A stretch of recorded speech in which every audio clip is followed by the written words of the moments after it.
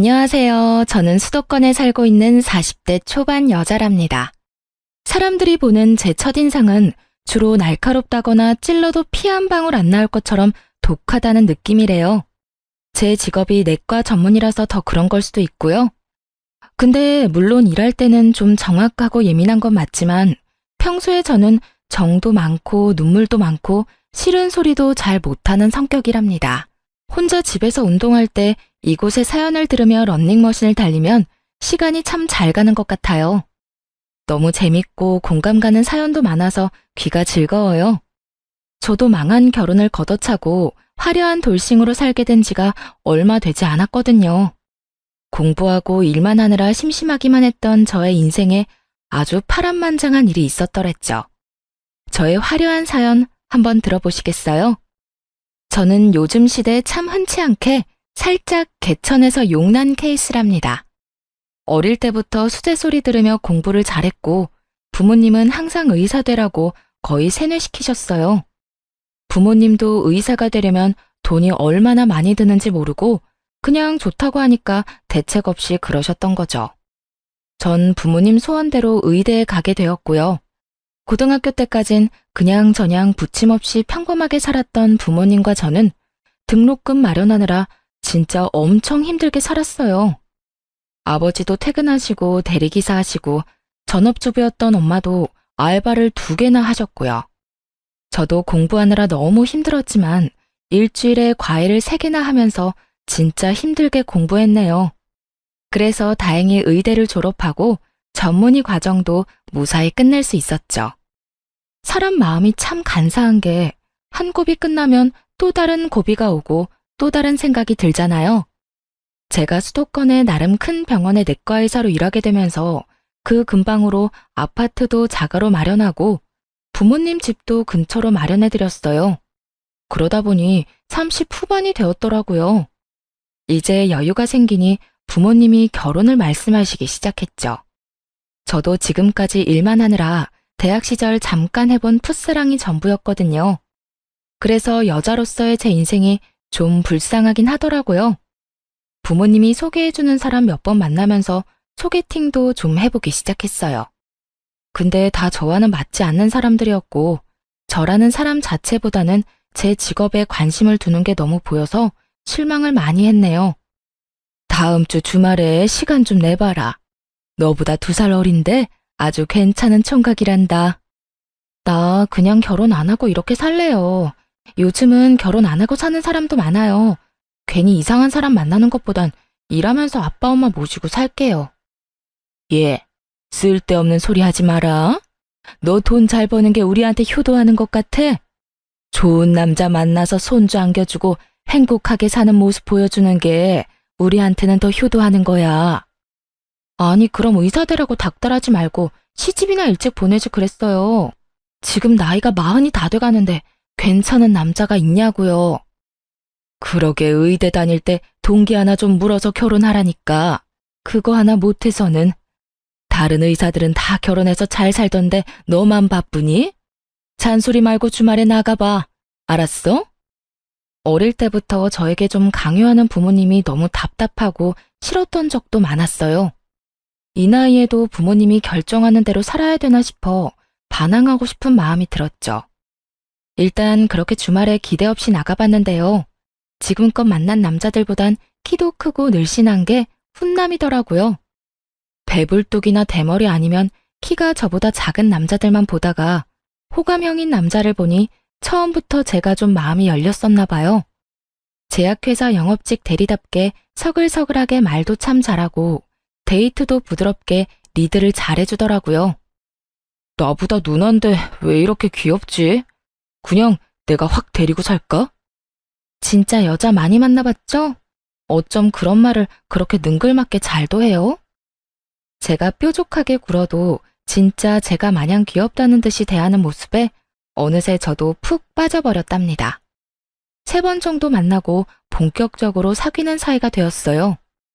1년 좀 안 되는 기간을 연애에 푹 빠졌더랬죠. 부끄럽지만 제가 제대로 해본 처음 연애였거든요.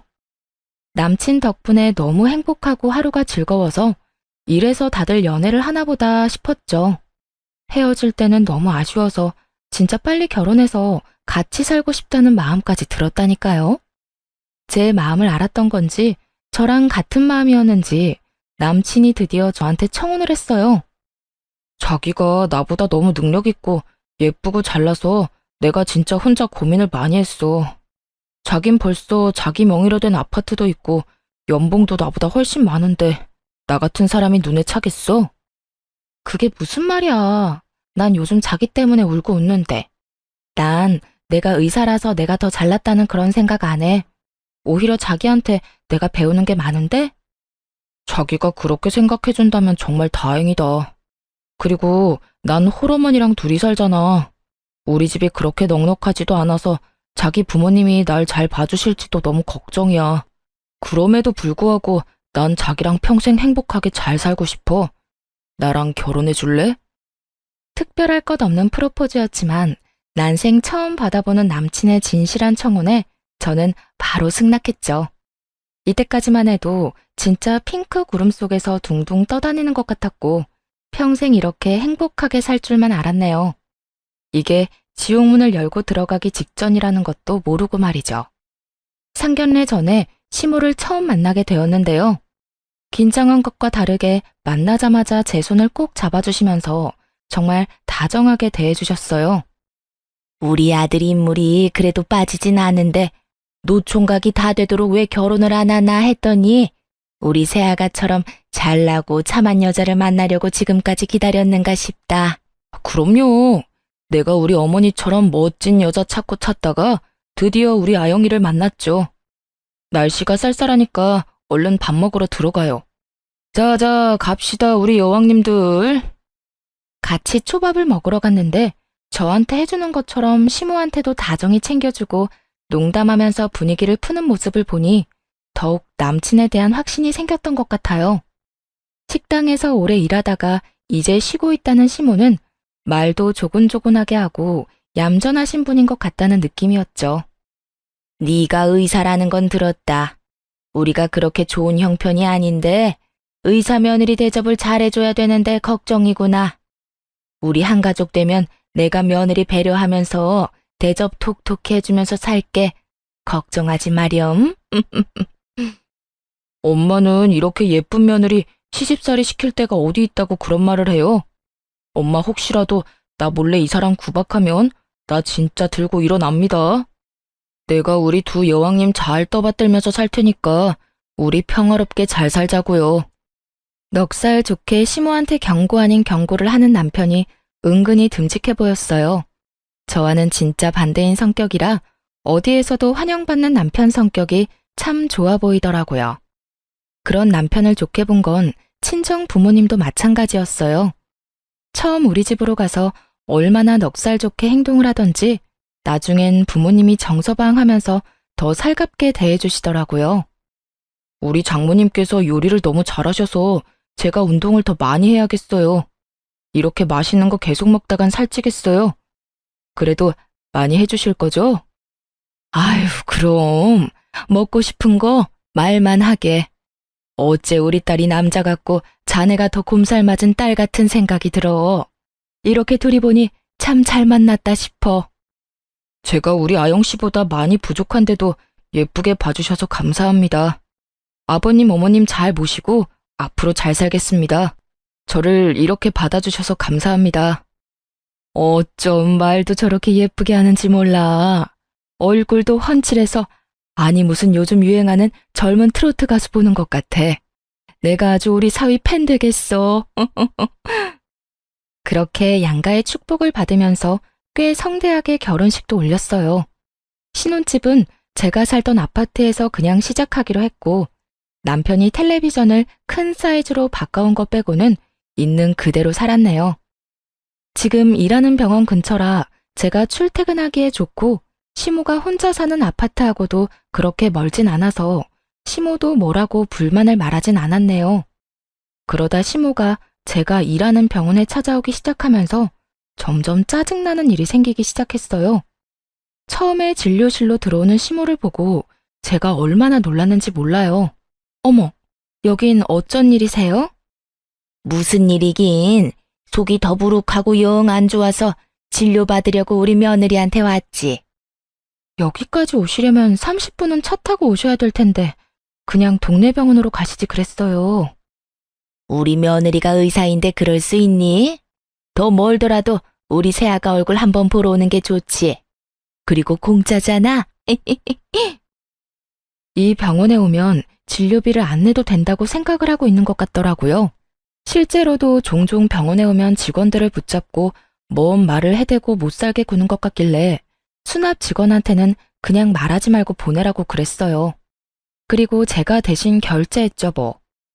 그렇게 한 달에 한두 번은 병원으로 오는데 말도 안 하고 와서 저는 항상 긴장된 마음으로 시모가 언제 오나 그런 생각까지 하고 지내야 했어요. 그것뿐만이 아니고 일부러 점심시간 직전에 와서 저를 기다리기 시작하더라고요. 이제 점심시간이지? 우리 오늘은 같이 점심 먹자. 우리 의사 며느리가 맛있는 것 좀 사줘. 아, 네. 여기 근처에 맛있는 식당 많은데 그럼 같이 가실래요? 뭐 드시고 싶어요?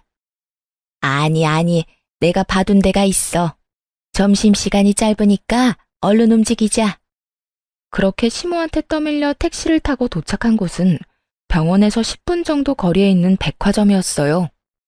백화점 안에서도 꽤 가격 나가는 레스토랑으로 아주 당당하게 들어가길래 따라가 봤더니 이미 시모 친구 4명 정도가 앉아 있더라고요.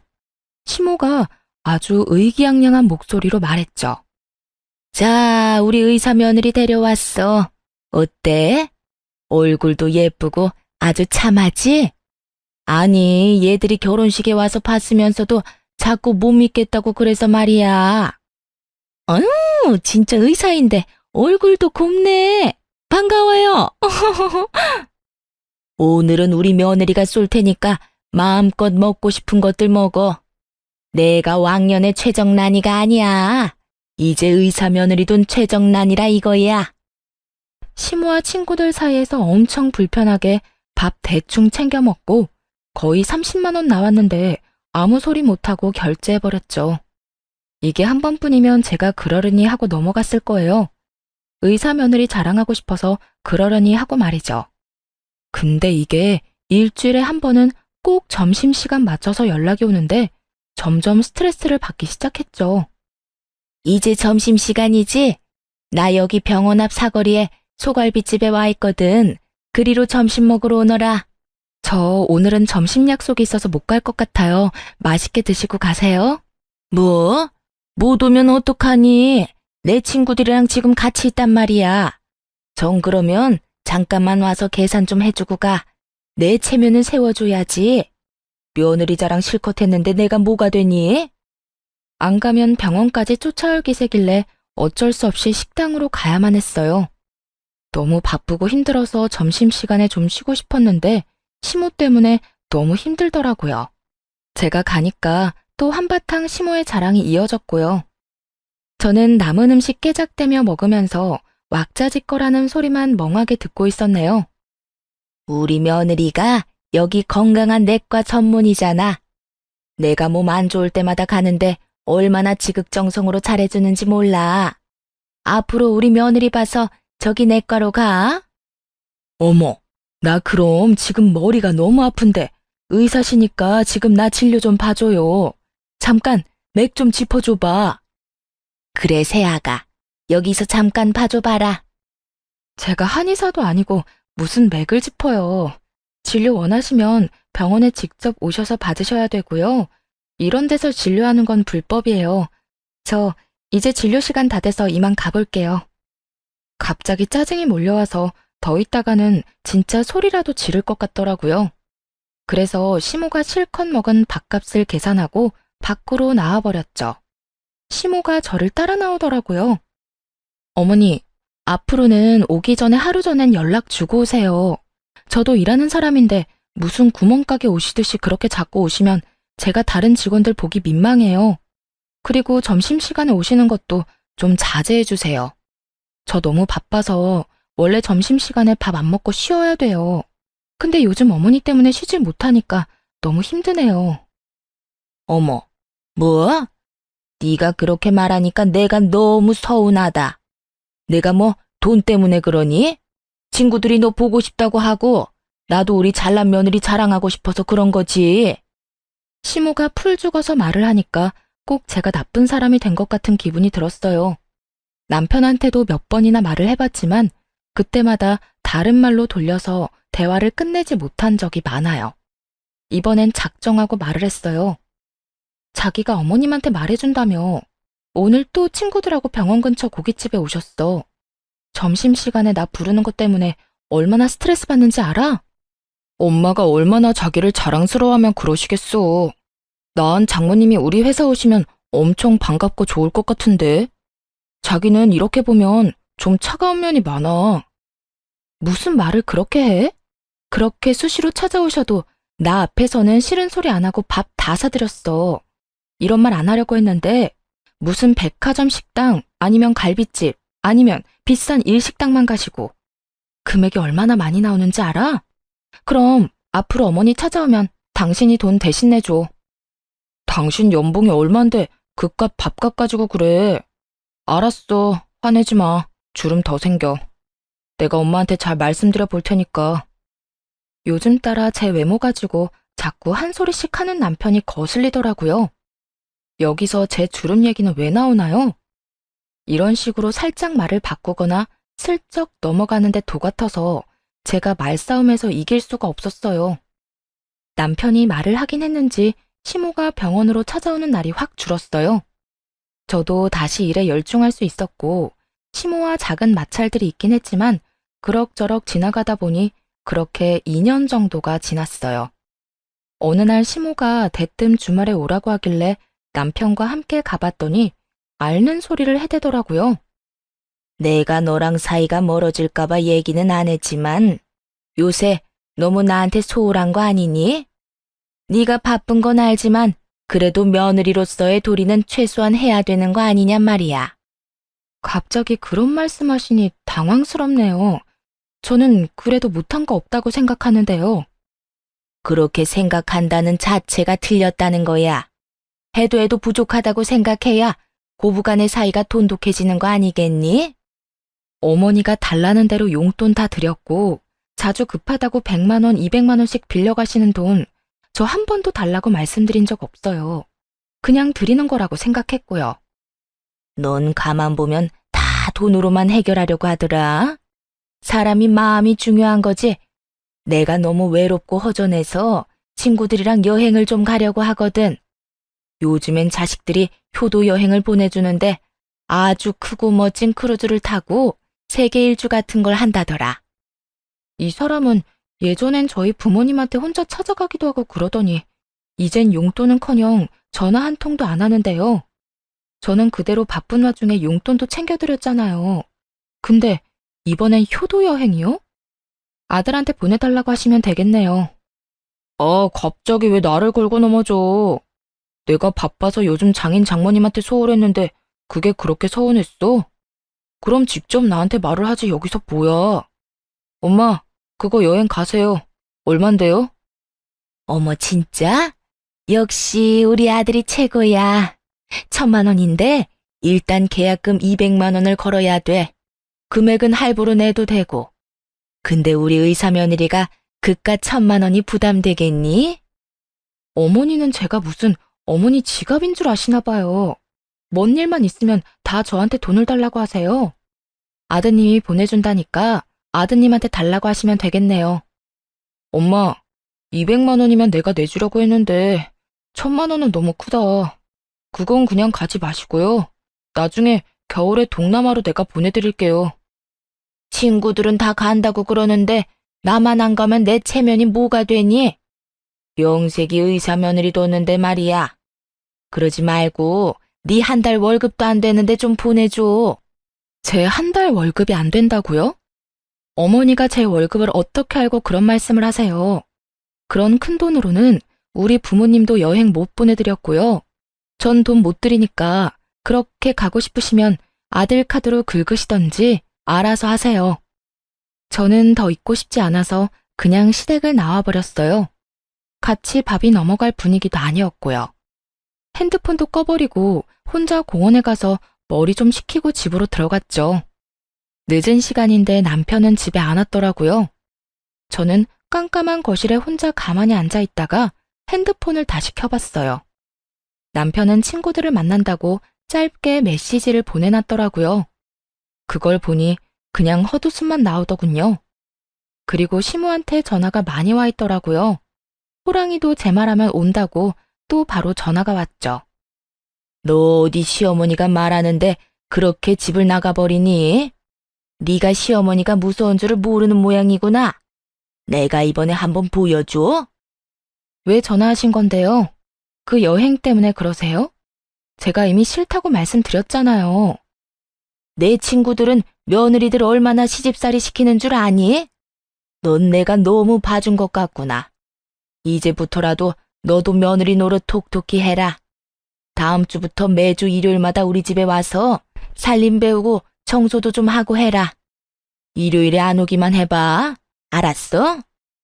시모가 그렇게 잔뜩 으름장을 놓고 거칠게 전화를 끊어버리더라고요. 의사 며느리라고 그렇게 자랑하고 난리칠 때는 언제고 돈 안 주니까 바로 안면 바꾸는 시모를 보니 기가 차더라고요. 그냥 무시했는데 금요일 저녁부터 주말에 무조건 오라고 전화를 해대고 메시지를 계속 보내는 거예요. 그러거나 말거나 당연히 안 갔어요. 남편은 이미 새벽부터 무슨 테니스를 친다면서 나갔거든요. 혼자 침대에 누워서 쉬고 있는데 남편이 전화가 왔더라고요. 당신 우리 엄마한테 안 갔어? 일요일에 가기로 했다며. 나한테 전화하고 난리셔. 빨리 가봐. 내가 왜 가? 난 간다고 한 적 한 번도 없는데? 당신이 아들인데 왜 나한테 자꾸 그 비싼 여행을 보내달라고 하는 거야? 당신이 보내드려. 난 며느리로서 내 도리는 다 했다고 생각해. 효도는 셀프 몰라? 내가 1,000만 원짜리 여행 보내드릴 여유가 어딨어. 당신은 능력이 되잖아. 며느리로서 그 정도 해드릴 수 있잖아. 능력이 없으면 다른 걸로라도 최선을 다해야 되는 거 아닐까? 당신이 지금 남편 역할, 아들 역할 잘하고 있는지 한번 자신을 돌아봐. 난 2번 말하기 싫으니까 당신이 어머님한테 말씀드려. 저의 차가운 태도를 보고 남편이 금세 입을 다물더군요. 남편이 말을 한 건지 만 건지 시모는 정신 못 차리고 계속 오라고 난리를 쳤죠. 너 내 말 무시하니? 주말에 그렇게 오라는데 어떻게 한 번을 안 와? 너 진짜 안 되겠다. 너 오늘 저녁에 퇴근하고 당장 우리 집으로 와서 저녁해. 알았어? 내일도 안 오면 진짜 가만 안 있을 거야. 이제 진짜 별 어거지를 다 부리더라고요. 전 남편한테 전화해서 퇴근하고 시모한테 가보라고 했죠. 시모가 맛있는 저녁 해놨다고 먹고 오라고 말이죠. 저는 어차피 야간 진료를 하는 날이었기 때문에 병원에 있었는데요. 저녁 8시쯤 되자 시모한테 또 연달아 전화가 왔어요. 너 진짜 한번 해보자 이거야? 내가 만만하게 보여? 너 와서 저녁하라니까 왜 우리 아들을 보내? 전 오늘 야간 근무라 못 가요. 제 대답은 듣지도 않고 계속 오라고 소리만 치시니까. 대신 아드님 보내드린 거잖아요. 뭐가 잘못됐나요? 이게 무슨 경우 없는 짓이야? 내가 너 오라고 했지. 우리 아들은 일하느라 피곤한데 이 시간에 여길 왜 오라고 하니? 저는 밤 10시까지 진료 보는데 전 안 힘든가요? 왜 이렇게 저를 못 괴롭혀서 난리예요? 그 여행비 안 들여서 그러는 거예요? 그래, 나 그 여행 꼭 가야 된다. 다달이 용돈 더 주는 셈 치고 할부라도 해줘 그럼. 너무 지긋한 굴레에서 벗어나고 싶은 마음에 그깟 200만 원 바로 보내버리고 말자 싶었죠. 알았어요. 돈 드릴 테니까 저 그만 괴롭혀요. 일단 계약금 200만 원만 드릴게요. 진짜니? 역시 우리 며느리답다. 의사답게 화끈하고 통도 크구나. 고맙다. 아들은 내가 밥 먹여서 보낼 테니까 끝나고 집 가서 푹 쉬어라. 곧바로 시모의 계좌로 200만 원을 보내주니 바로 조용해지더라고요. 그래서 한 달 정도는 조용하게 지낼 수 있었죠. 슬슬 또 시모가 연락을 자주 하면서 집으로 오라고 하더군요. 그래서 평일 저녁에 남편 없이 저 혼자 갔는데 글쎄 시모가 가자마자 과일이며 빵이며 이것저것 먹으라며 챙겨주는 척을 하더니 본론을 꺼내더군요. 근데 벌써 한 달이 지났는데 왜 여행 갈 돈을 안 주니? 800만 원 다 못 주면 200이라도 줘라. 내가 여행사에는 다달이 준다고 말해놨다. 800만 원 한꺼번에 주면 더 좋고. 200만 원 계약금 드렸잖아요. 나머지도 다 아들한테 달라고 하세요. 갑자기 이렇게 말을 바꾸면 어떡해? 친구들은 예약 다 하고 벌써 1,000만 원 일시불로 낸 애들도 있다. 내가 의사 며느리 둔 사람인데 1,000만 원 일시불로 내야 체면이 서지 않겠어? 나 애 좀 그만 태우고 효도 여행 보내준다고 생각하고 통 크게 한번 내줘. 효도 여행이요? 제가 친자식도 아니고 이제 이혼할 마당에 전 시모 효도 여행 시켜준 사람도 있어요. 저는 시모 앞에 준비해간 사진들을 쫙 뿌려버렸어요. 인상을 찡그리며 사진을 확인하더니 금세 얼굴이 새하얗게 질리더군요.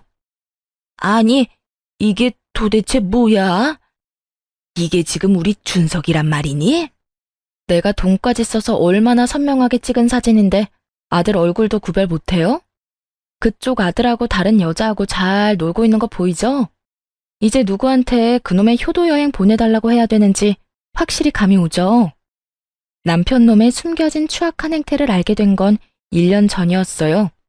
결혼 전엔 그렇게 귀엽다 예쁘다 해주더니 결혼한 지 얼마 되지도 않아서 뱃살이 늘어졌다느니 입가 주름이 너무 패였다느니 외모 지적을 하기 시작했죠. 거기다 한 달에 한 번씩은 출장을 가야 된다고 하더니 제가 별말을 안 하니까 점점 빈도가 잦아지더라고요. 몇 달 후에는 거의 한 번 지방으로 출장 가면 3일씩 집을 비우기 시작하더라고요. 아무리 영업직이라도 연애 전엔 출장 한 번도 안 가다가 갑자기 지방으로 돌고 도니 이상한 촉이 오더라고요. 전 잠잘 시간도 없지만 돈은 남아도는 사람이라 바로 흥신소의 남편 뒤 좀 캐달라고 했어요. 역시 뭐든지 전문가한테 맡겨야 된다고 일주일 만에 어마어마한 증거들을 가져왔더라고요. 저한테 출장 간다고 하고는 지방의 비싼 풀빌라에서 2박 3일씩 어린 상간녀랑 아주 해피한 시간을 보내고 왔던 거였죠. 흥신소 직원이랑 통화했는데 들을수록 가관이었네요. 같은 팀에 입사한 신입사원인데 나이 차가 좀 나네요. 신상 조회해드릴까요? 네, 소송 걸어야 되니까 싹 해주시고요. 뭐 다른 증거 제가 찾아야 될 건 없어요? 블랙박스는 가능하시면 한번 확인해 보세요. 미행하면서 보니까 세컨폰이 있는 것 같더라고요. 아마 차에 놓고 다닐 것 같으니까 그거 찾으면 증거는 충분하실 것 같네요. 남편은 전혀 눈치를 못 챘으니 밤에 들어와서 아주 세상 모르고 잠을 잘 자더라고요. 그래서 남편 차에 가서 블랙박스 다 찾아보고 세컨폰도 쉽게 찾을 수 있었죠. 제가 절대 모를 거라고 생각했는지 비밀번호도 안 걸어놓고 아주 당당하더라고요. 덕분에 아주 편하게 증거 수집 잘했네요. 상간녀는 남편 놈보다 15살이나 어렸는데 아주 남편이 비싼 식당에 다 데리고 다니며 밥 사 먹이고 명품 지갑이며 화장품이며 다 사다 날라줬더라고요. 저한텐 길거리에서 파는 머리핀 하나 사준 적 없는 인간이 말이죠. 생각해보면 연애할 때부터 제가 돈을 더 잘 번다는 이유로 제가 데이트 비용 낸 적이 훨씬 많았고 선물다운 선물을 받아보지도 못했어요. 맨날 말로만 대단하다, 귀엽다 이런 입 발린 소리만 들으면서 좋다고 결혼까지 했었네요. 거기다 남편 놈이랑 상간녀가 나눈 메시지를 읽으니 더욱 제가 호구였다는 사실을 실감할 수 있었어요. 내가 이 백 갖고 싶었던 거 어떻게 알았어요? 역시 우리 오빠는 잘생긴 데다가 능력까지 있어서 너무 멋있어. 정말 고마워요. 잘 쓸게요. 저번에 백화점에서 한참 보는 거 알아놨지. 내가 우리 애기 가방 하나 못 사주겠어? 나한텐 돈 들어오는 든든한 지갑이 있잖아. 못생기고 나이 들었어도 그래도 의사니까 산다는 마누라님? 우리 사랑에 금전적으로라도 도움을 주니까 그래도 우리한테 필요하기라고 해야 되나요? 진짜 우리 애기 얼굴 보다가 걔 얼굴 보면 꼴이 말이 아니야. 토할 것 같아. 나이 들어서 볼품 없으면 관리라도 해야지. 맨날 바쁘다고 로션 하나 안 바른다니까. 진짜 여자로 전혀 안 느껴져. 우리 자기한테 여자는 나 하나면 되잖아. 우리 다음 주에 여수 풀빌라 가는 거 맞지? 거기 너무 가고 싶었는데 예약해줘서 고마워요. 우리 애기가 가고 싶다는데 그 정도야 당연하지. 우리 다음엔 휴가 날짜 맞춰서 하와이 한번 갈까? 내가 마누라 전에 자기를 일찍 만났어야 되는데 진짜 집에 들어가기도 싫다. 남편의 추악한 진심을 알게 된 그날, 저는 제 차 안에서 가슴을 치며 통곡했어요. 저는 늦게 한 결혼인 만큼 나름대로 최선을 다했고, 남편이 집안일 한 번을 안 도와줘도 잔소리 한 번 안 하고 참고 살았어요. 서운한 부분이 있어도 괜히 남편이 나 때문에 자격지심 생겨서 그런 걸까봐 혼자 전전긍긍하기도 했고 말이죠. 근데 상간녀한테 말하는 저에 대한 본심을 확인하니 저 혼자 노력했던 결혼 생활이 다시 머릿속에서 지나가며 마치 퍼즐이 맞춰지듯이 저 혼자 남편을 사랑했었다는 것을, 남편은 저를 그냥 인생의 보험으로 봤을 뿐이라는 것을 알게 됐어요. 저는 이를 악물고 남편한테 제대로 복수해주기로 결심했어요. 그래서 지난 1년간 남편의 외도를 전혀 모르는 척하면서 출장 간다고 하면 오히려 흔쾌히 보내줬죠. 그리고 남편 놈을 한 방에 보내버릴 증거들을 꾸준히 모아왔어요. 제가 던져준 사진들을 확인한 시모는 오히려 안면을 확 바꿔서 뻔뻔하게 굴더라고요. 뭐, 이런 사진 가지고 지금 뭘 할 수 있니? 직장 동료랑도 야유회인가 뭐 그런 걸로 갈 수도 있는 거고, 사진도 뭐 별거 없구만. 내가 갖고 있는 게 그게 다일 것 같아요? 맛보기용으로 가장 약한 걸로 보여준 건데요. 소송 들어가면 제대로 다 보여줄게요. 뭐? 소송? 너 진짜 우리 아들이랑 이혼이라도 할 거란 말이니? 너도 이제 금방 50인데 네가 우리 아들 같은 남자 또 만날 수 있을 것 같아? 남자 바람은 말 그대로 스쳐 지나가는 바람일 뿐이야. 남자들은 호기심이 있어서 한 번씩은 다 바람 핀다더라. 그러니까 그냥 한 번만 이해하고 넘어가 줘라. 남편이라고 아무 도움도 안 되는 인간, 내가 뭐하러 데리고 살아요. 도움 안 될 거면 차라리 나도 더 어리고 잘생긴 남자 데려다가 즐기고 사는 게 낫겠네요. 당신 아들이 뭐 잘난 게 있어요? 그 나이에 그 쥐꼬리 같은 월급 받는 주제에 어린 여자랑 바람을 피는데 말이죠. 그 못난 인간이 바람 필 때도 지 마누라가 의사란 걸로 여자를 꼬시더라 이 말이에요. 진짜 찌질하지 않아요? 니네 부부 문제는 니네가 알아서 하고 일단 여행 갈 돈만 좀 줘. 정 안 되면 빌려주면 내가 다달이 갚을게. 지금 내 친구들 다 간다는데 나만 못 간다고 그러면 얼마나 뒤에서 말이 나오겠니? 지금 이 마당에 그놈의 여행이 중요해요? 어차피 계약금 200만 원도 당신 아들 돈이었으니까 나머지도 아들한테 받아내요. 그 돈이 우리 준석이 돈이라고? 그렇게 돈 잘 버는 네가 줘야지 어떻게 우리 아들이 돈을 냈어? 이혼한다는 말보다 계약금이 제 주머니에서 나온 돈이 아니었다는 게 시모한테는 더 충격인 모양이었죠. 아주 개거품을 물면서 흥분을 하더군요. 그 꼴이 얼마나 웃기던지 사실대로 다 말해줬어요. 증거 수집이 다 됐다 싶었을 때 친정 부모님께 찾아가서 다 말씀드렸어요. 워낙 남편 놈을 좋게 보셨던 두 분이라 한참 동안 충격으로 말씀이 없으셨답니다. 세상에 믿을 놈 하나 없다더니 우리 앞에서는 그렇게 살갑게 대해놓고 뒤로는 그런 몹쓸 짓을 하다니. 이혼은 당연하고 이 땅에서 발 딛고 못 살게 만들어버려라. 그놈이 명절하고 어버이날에 50만 원씩 줬어. 우리야 너한테 용돈을 넉넉히 받으니 고마운 마음으로 쓰지 않고 모아두고 있었거든. 그거 홀랑 안 써버리길 얼마나 잘했니? 이거 네가 가져가서 돌려주든 어떻게 해버려라. 어머니가 돈이 든 봉투를 저한테 건네주시더라고요. 그 돈이 바로 시모한테 줬던 계약금 200만 원이었거든요. 며느리 돈을 더 쓰지 못한 게 억울했는지 시모가 얼굴을 일그러뜨리면서 울기 시작했어요. 아이고, 며느리라는 게 시애미를 감쪽같이 속이고 우리 아들 돈으로 계약금을 내? 어쩜 이렇게 못됐을까? 며느리 하나 잘못 들여서 집안 꼴 잘 돌아간다. 네가 이따위로 구니까 우리 아들이 너한테 질려서 더 어린애한테 마음이 간 거 아니냐? 엄마가 생각하는 게 이따위니까 아들도 그따위로 사는 거 아니에요? 내 돈 못 쓴 게 그렇게 억울해요? 난 당신 아들한테 철저히 속았는데. 당신들한테 쓴 내 돈이며 내 시간은 어떻게 보상할 건데. 그때였어요. 우당탕탕 문이 열리면서 남편 놈이 뛰어들어왔죠. 급하게 달려왔는지 평소와는 다르게 머리도 다 헝클어지고 양복 셔츠도 삐져나온 모습으로 제 앞에 바로 납작 무릎을 꿇더라고요. 여보, 진짜 다 오해야. 그냥 출장을 같이 몇 번 가다 보니까 당신이 오해를 한 것 같은데 절대 그런 사이 아니야. 걔가 나보다 몇 살이 어린데 그런 애송이랑 말도 안 되는 소리야. 그러게, 그렇게 어린 년이랑 정신 연령이 똑같아서 그런가 아주 잘 맞더라. 내가 사진만 몇 장 올려주니까 증거가 그게 다인 줄 알아? 네 놈들이 나눈 메시지도 한가득이야. 애기야 하면서 난리가 났던데 그래도 아니라고 잡아뗄래? 여보, 내가 진짜 잘못했어. 걔가 자꾸 나한테 들러붙어서 내가 잠깐 돌았었나 봐. 걔는 나한테 진짜 아무것도 아니었어. 바로 정리할게.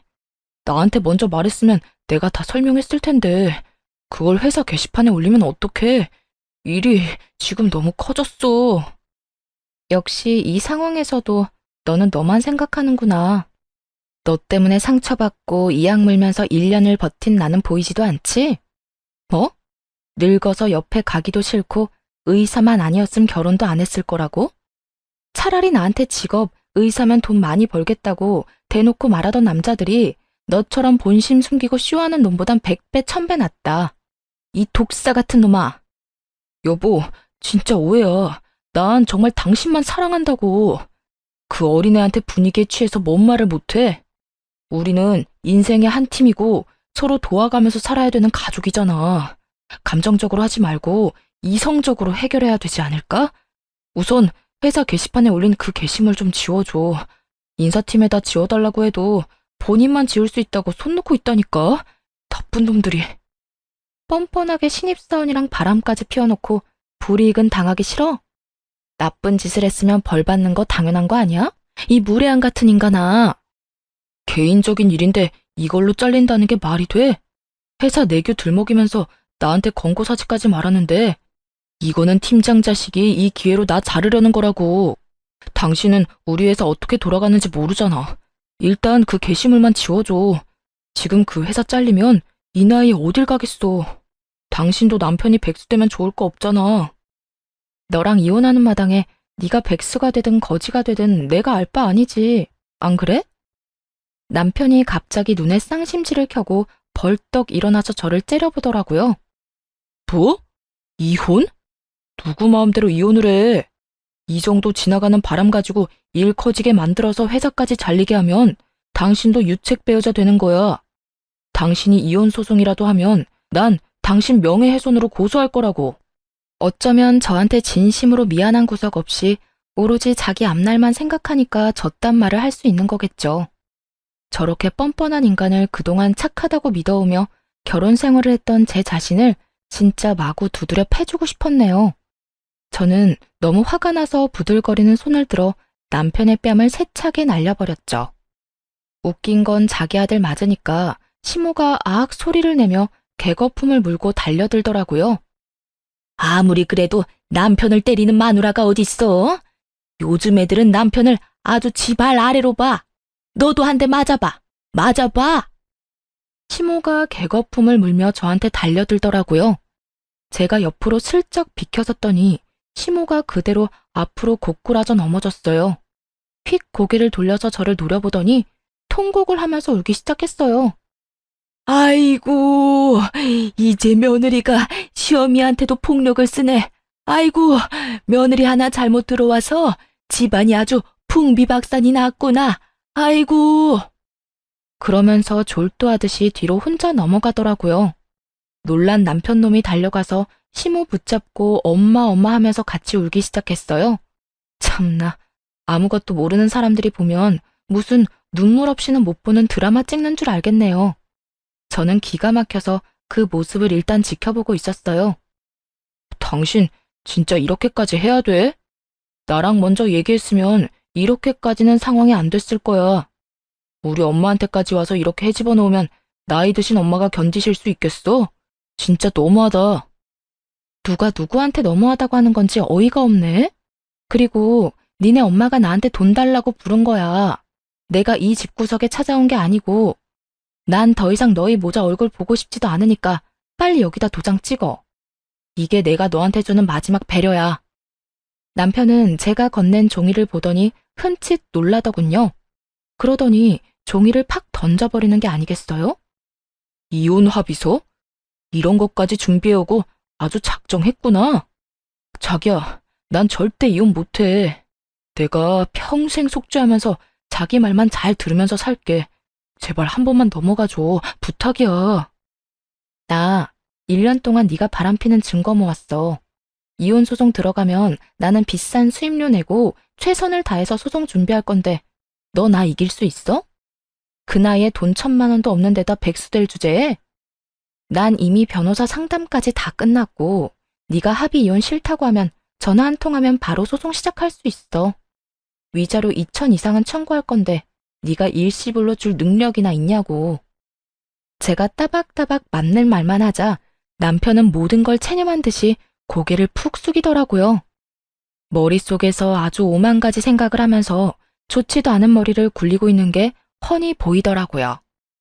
능력도 없는 주제에 그동안 나 믿고 월급 펑펑 써대고 돈 한 푼 안 모은 게 이제야 후회가 좀 되겠네?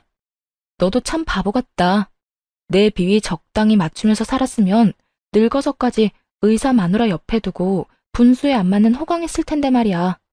다 네 잘못이니까 평생 찢어지게 가난하게 살면서 네 좋았던 시절 떠올리며 살아봐.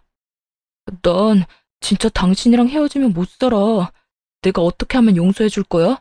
난 절대 이렇게 못 끝내, 여보. 너랑 더 이상 말싸움하기도 싫어. 1분 안에 결정해. 지금 도장 찍고 죽은 듯이 조용히 살 건지 아니면 한번 이혼 소송 제대로 해볼 건지. 제가 이혼 합의서를 뺏어갈 제스처를 취하자 비굴하게도 종이를 휙 잡더라고요. 그러더니 한숨을 푹푹 쉬면서 시모 집에 있던 도장을 찾아서 결국 찍더라고요. 저는 서류를 휙 뺏어서 그 집구석을 나와버렸어요. 차마 제 앞에서는 못하다가 제가 나가니까 뒤에서 아악하고 소리를 지르고 뭘 깨부수는 소리가 나더라고요. 집에 가자마자 남편 짐 그대로 상자에 다 쓸어 담고 다음날 아침 이삿짐 센터 차 불러서 한 번에 시모 집으로 다 보내버렸어요. 그때 웃긴 건 남편 놈 짐은 다 시모 집으로 갔는데 시모는 제 집으로 찾아왔다는 거죠. 타이밍도 참 기막히게 사람들이 상자를 갖고 나갈 때 시모가 도착해서 현관문이 활짝 열린 상태였어요. 시모가 얼른 집으로 들어와서 제 앞에 무릎을 꿇고는 손을 싹싹 빌기 시작했죠. 얘, 너 나가고 내가 준석이 엄청 혼냈다. 내가 이렇게 빌 테니까 제발 이혼만은 하지 말거라. 그 여행 가는 것도 돈 안 줘도 되고 나 그 여행 안 가도 된다. 너만 이혼 안 한다고 하면 내가 앞으로 너한테 용돈 달라고 하지도 않으마. 응? 뒤에서 내 욕하면서 어린애랑 놀아난 남자 받아줘가며 살 만큼 내가 착하지가 않아요. 그 나이 어린 새 며느리 될 여자한테 그놈의 잘난 효도 여행 보내달라고 해요. 시모가 계속 주저앉아서 울기만 하고 나갈 기미가 안 보여서 결국 시모를 일으켜서 밖으로 밀어내야만 했었죠. 시모는 어떻게든 밖으로 안 밀려나려고 문을 팔로 잡고 버티더라고요. 계속 이런 식으로 나오면 이혼 소송으로 가는 수밖에 없어요. 한번 지저분하게 끌고 가볼까요? 그쪽 아들 앞길 생각한다면 다신 이렇게 찾아오지 말아요. 병원이든 집이든 찾아오면 바로 경찰에 신고할 거니까. 그동안 가족으로 지낸 세월을 생각해서라도 다시 한 번만 생각해줘. 우리 아들 한 번만 봐줘. 나를 진짜 가족이라고 생각했을지 모르겠네요. 그동안 나를 며느리가 아니라 아줌마 돈주머니로 생각한 거 아니고요. 아줌마 아들도 못해준 걸 왜 며느리한테 공짜 대접을 그렇게 받으려는지 이해가 안 갔지만 그래도 가족이니까 좋은 마음으로 해줬던 거예요. 그런 내 마음을 이용하고 기만한 건 아줌마랑 아줌마 아들이고 그렇게까지 말했는데도 아직도 저를 우습게 보는 건지 시모는 움직일 기미가 없더라고요. 집에 들어가서 바로 경찰을 불렀습니다. 제 집 앞에서 한참 쭈그려 앉아 있다가 경찰이 오니까 그제야 꺼이꺼이 울면서 경찰 따라 가더라고요. 남편 놈이 집에 와서 비련의 남주인공처럼 울고불고 난리친 건 뭐 말할 필요도 없겠네요. 거의 수십 번 와서 그 짓을 하더군요. 저는 바로 집도 전세 내놓고 다른 아파트 구해서 이사 갔어요.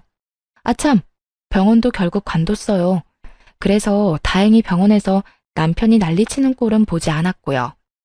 마음 같아서는 상간녀 소송하고 이혼 소송해서 2천만 원이라도 악착같이 받아낼까 싶었는데요. 나이 40 넘어서 그런 쓸데없는 일에 에너지 쏟고 싶지 않더라고요. 그깟 돈으로 그 인간들과 계속 얽혀있기도 싫었고요. 만약 재산 분할이라도 하게 되면 그 인간 재산은 한 푼도 없고 제 재산만 잡힐 텐데 그냥 그 인간한테 땡전 한 푼도 안 두고 깔끔하게 시간 낭비 안 하고 끝낸 게 더 낫다 싶어요. 지네들 분수도 모르고 황금오리 배 가르듯이 의사 며느리 지갑 탈탈 털어먹으려다가 아들 반품당하고 지인들한테 쪽팔림과 무시당할 시모 생각하면 나름 통쾌하네요. 이 사연 들으시는 시어머니들이 있다면 다들 한 번씩은 생각해 보시기를 바래요. 왜 평생 아들한테 받아본 적 없는 효도를 며느리한테 받으려고 하는지 말이죠. 자기 아들이 귀하면 며느리는 자기 집에서 더 귀한 딸이라는 생각을 한 번이라도 더 해줬으면 좋겠네요. 저는 신도시에 제 개인 병원을 시작하려고 요즘 직원들도 뽑고 병원 자리도 알아보고 다녀서 너무 바쁜 나날을 보내고 있답니다. 몸이 10개라도 모자라서 당연히 전 남편 놈은 생각도 안 나고요. 이대로 열심히 일하면서 남의 부모한테 대리효도 따위는 그만두고 친정 부모님 모시고 잘 살아보려고 해요. 지금까지 제 이야기를 들어주신 모든 분 감사드리고 건강하셨으면 좋겠습니다.